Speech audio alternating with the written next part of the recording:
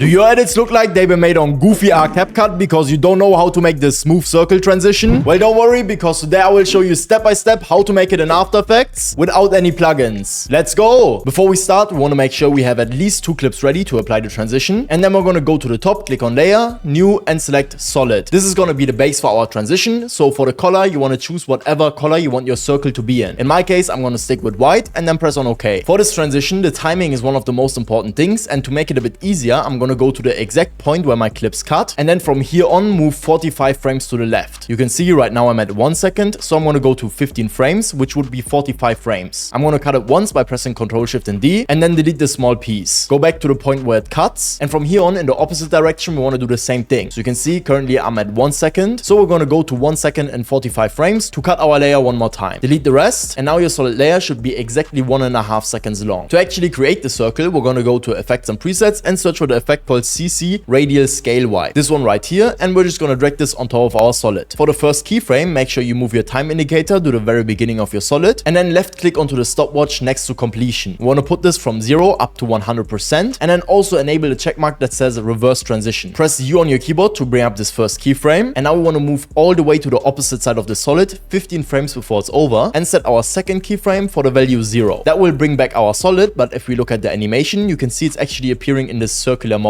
And because we want it to be a full transition where the circle disappears again, we're going to add the same effect, CC Radial Scale Wipe, one more time to our solid layer. Now it should be called CC Radial Scale Wipe 2, and we're going to go to the exact point where our clips cut right here. Set a keyframe for the completion and leave the value at 0. Now we can press U again to bring up the keyframe, go to the very end of our solid layer right here, and set the second keyframe at 100%. Also, this time make sure you don't enable the reverse transition, we want to keep that disabled. And when we play ahead the entire thing, you can see we have these circles popping up. Only problem, right now it looks like it's been made on goofy CapCut, so we're going to edit the graphs. Start by selecting all the keyframes, then right click, go to Keyframe Assistant and click Easy Ease. Start with only the top ones selected and then open the graph editor. Inside of here we want to make sure we copy a smooth graph, so I'm going to start at the top handle and just extend this towards the middle like this. Do the exact same thing for the bottom one, but in the opposite direction, so this time towards the left, about the same amount that we did with the top one. Once your graph looks like this, we can close the graph editor, and for the second set of keyframes, again we're going to open the graph editor, but this time we want the graph to look a bit more linear. What that means is we're going to start off at the top and just drag this handle a bit closer towards the bottom, and then for the bottom handle we'll do the same thing, just upwards. And very important, make sure these yellow handles are not crossing over our white graph line. Now we can close the graph editor, and when we play ahead our animation, it already looks a lot smoother.